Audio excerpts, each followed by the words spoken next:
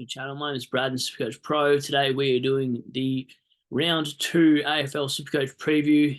Going to the round, scored a right 2-1-4-5. You'll take that. So if you haven't seen my team review for the last round, just have a look, click one video back. We did VC Stewart and C Bonton, got me nowhere. So disappointed at that, to be honest. Thought Stewart would have a field day, but 22 touches for 105 is not too bad. But what do we do this week?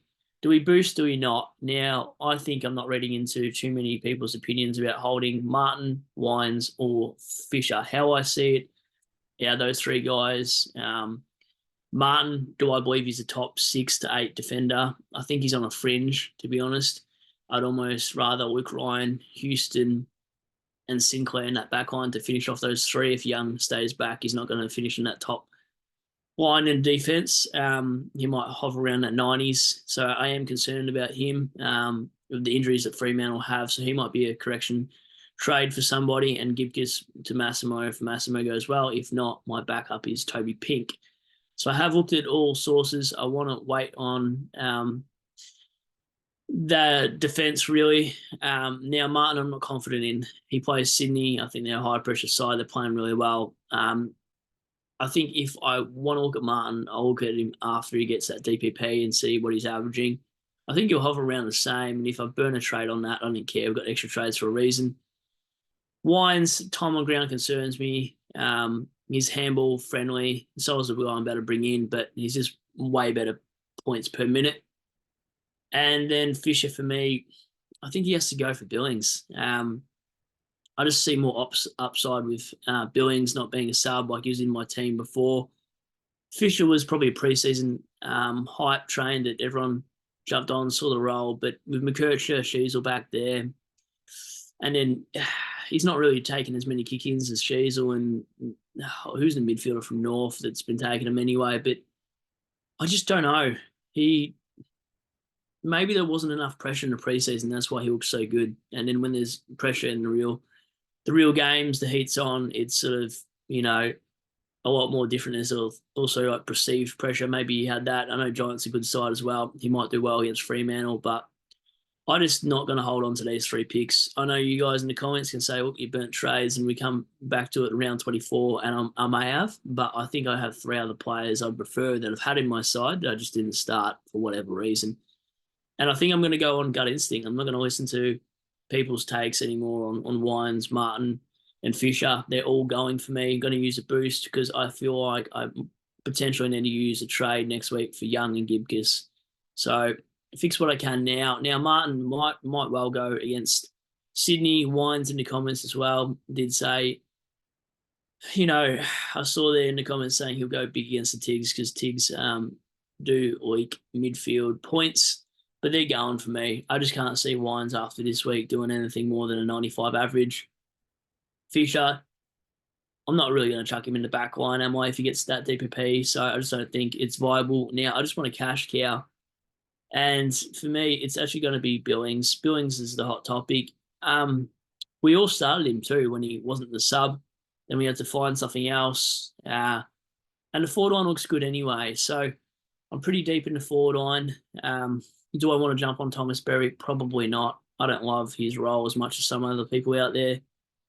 For me, Jack Steele is one I was looking at, and I just thought at Kidinia he wouldn't score that well, but he proved me otherwise. Scored a 119. He got 25 touches. He looks like the guy I think he could be, and I think he could be that top 10 to 15 midfielder at the end. Now, can Wines? Probably not.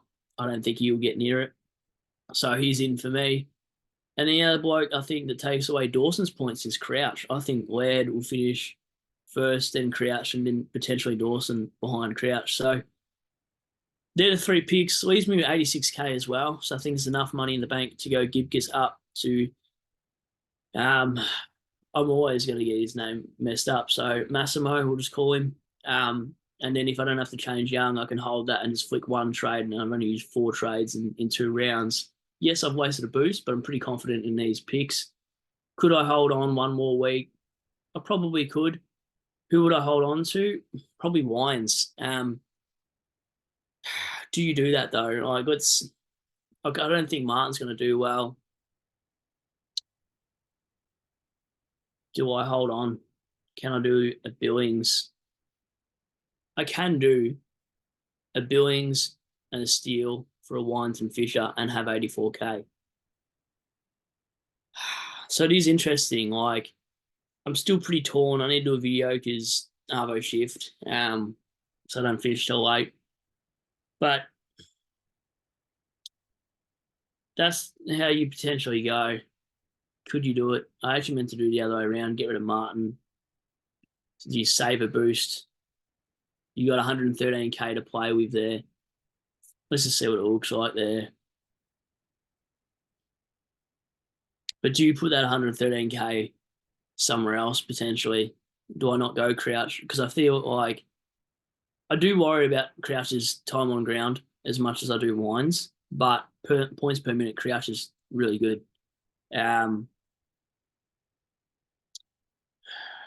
Who could you get over Wines is the other question. Do you care about the potential of another buy? Like, do you bring in Matty Rao? Just me. He does look good. If you go players you can afford, it's very tempting. This is the issue: is you're gonna pick Matty Rao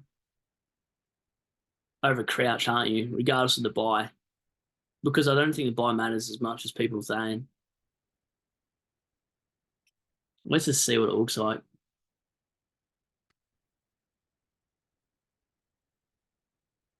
You still got 5K. I mean, that's crazy trades, isn't it? Really, you're bringing in Rao, Steele, and Billings for Crouch. No, sorry, for Martin, Ollie Wines. I think you do it. I mean, you know what? We're going to send it.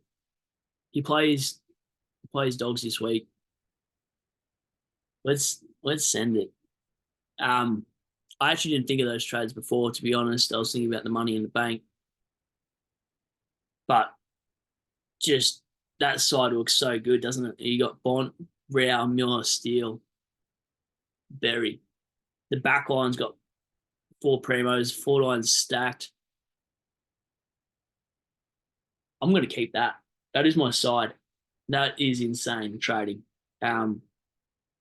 I don't care. I'll bite the bullet next week. Let's have a look how the side will look next week with primos down. So you bring on Sharp for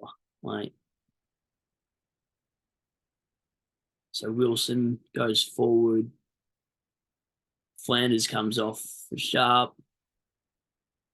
Miller on the bench. And Giants players, I don't have any Giants players. So you're 3 primos down. So next week you're running 1, 2, 3, 4 primos. Let's just call Younger primo for now. 5, 6, 7, 8, 9, 10 primos. I think you can get away with that, to be honest. You know what? I'm sending it. Abs called Rao the weapon. He doesn't have much of an outside game. Chris from Insider has said that, and he doesn't believe that, is not going to. A lot of people don't think Rao's going to finish as high as what he is, but I think he's value for what he is, and I'm not going to pay 600K for Rao, to be honest. I think I'm just going to send it. Worst case, he averages probably better than Matt Crouch, you'd think. And he's only 22, so there's no sub risk. Maybe Crouch is later on in the season. I'm going to send that. So that is the trades for today. I haven't looked at that until now.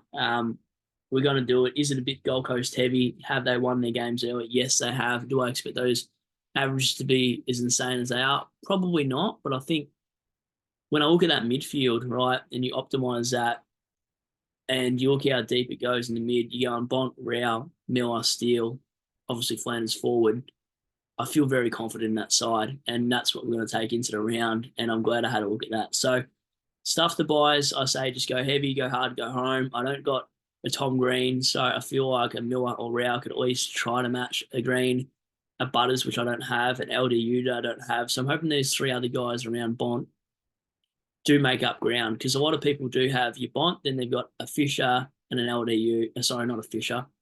A Butters and an LDU. So that's the end of the video. Sorry for the ramble, but side is done. Glad I looked at it, and I'll catch you on the next. Cheers.